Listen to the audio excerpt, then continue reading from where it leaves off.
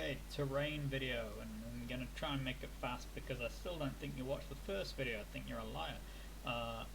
So, first thing that you need to do with terrain is you need to type up here, terrain tile, click one, Control A, so all of them are selected, and then click lock to grid, lock tile to grid.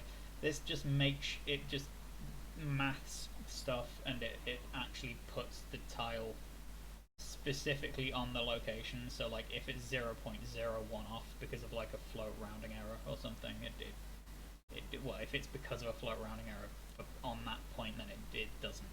But yeah, it helps. I've had times when I've made a chunk, there's always this fucking tile for some reason just doesn't load or doesn't save over, and I don't know why, but clicking that button helps. So I've made a folder here, and the brushes are in here, and also these three chunk makey things, which we need one of each. Then, because I've got an amazing naming convention, you can go up here and type chunk, and then you've got all the chunk things.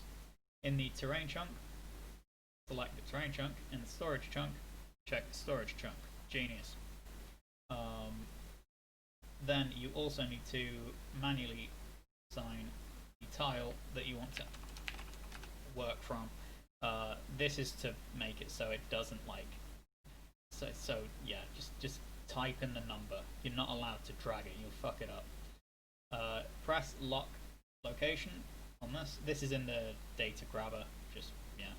You can see it's 32 by 32. You can see the bounds. I might make like, I don't know, something to make it more visually easy to see exactly where the bounds go, but I don't think it's necessary at the moment. Deselect, select save, and prepare proc match. Deselect, generate procedural mesh. This one takes a second because you're literally generating all of these.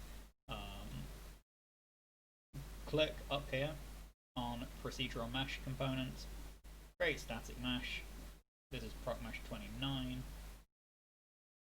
Then deselect, press reset tiles, and then press send data to storage. I have tried to minimize the amount of buttons that you need to press here. I'm sure that there are ways to get less, but like, it's, yeah, you just go through the motions with it. With the reset tiles, you need to press that because if you ever want to edit the tiles after you make it into a static mesh, or like after you make a chunk, then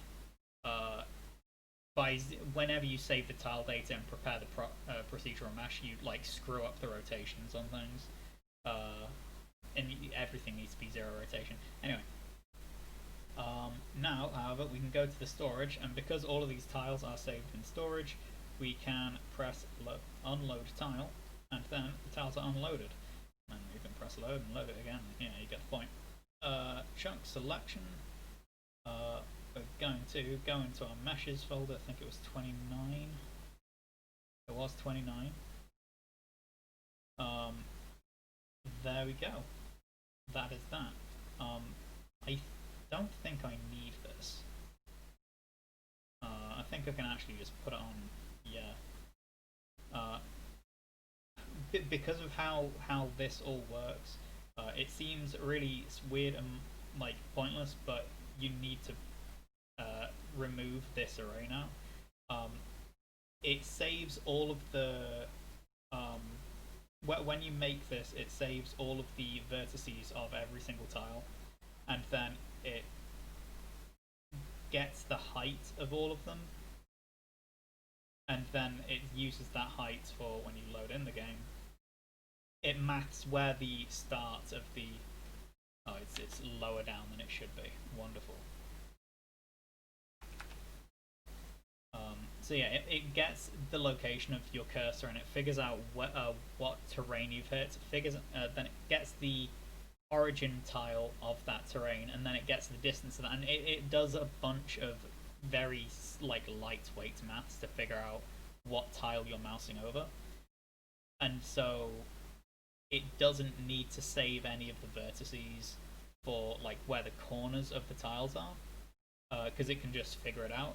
But it does need to save the height vertices because it can't maths them out. And you can't read the height of the vertices off the just off the static mesh, and so you need to save all of, the height of all of the vertices essentially. And yeah, I think I've done it in a very like simple and efficient way, so I'm kind of happy with it. A couple of other things with this is um, you can align it to a slot. I've made it so there are 32 by 32, I think, slots. Or it might be like 16 by 16, I can't remember. Essentially, I've made it so the yeah, if you can the grid, if you like the point tile 0 to tile 31 is slot 1, and that's where terrain slot 1 is going to go, and so like you can align it to a slot, and you can, so if we put manual slots and then align to slot, then it's aligned to over here. I'm going to go back because that's fucking miles away. I think I've explained that. Also, if you like paint the tile like you should with the brush, then you can go into here and you can find the tile and then actually input a value if you like miss something. So that's 5. Like yeah, you can make that 7 and make this 3. You get the point. Incredibly tedious and slow, but if you only miss like a couple of tiles, it'll be faster than yeah. I might make it. I could potentially make it so brushes could affect this as well, but I don't know if I should, and I don't know how easy it would be. Anyway, I think that's it. It's longer than I wanted it to be, but still, yeah, terrain.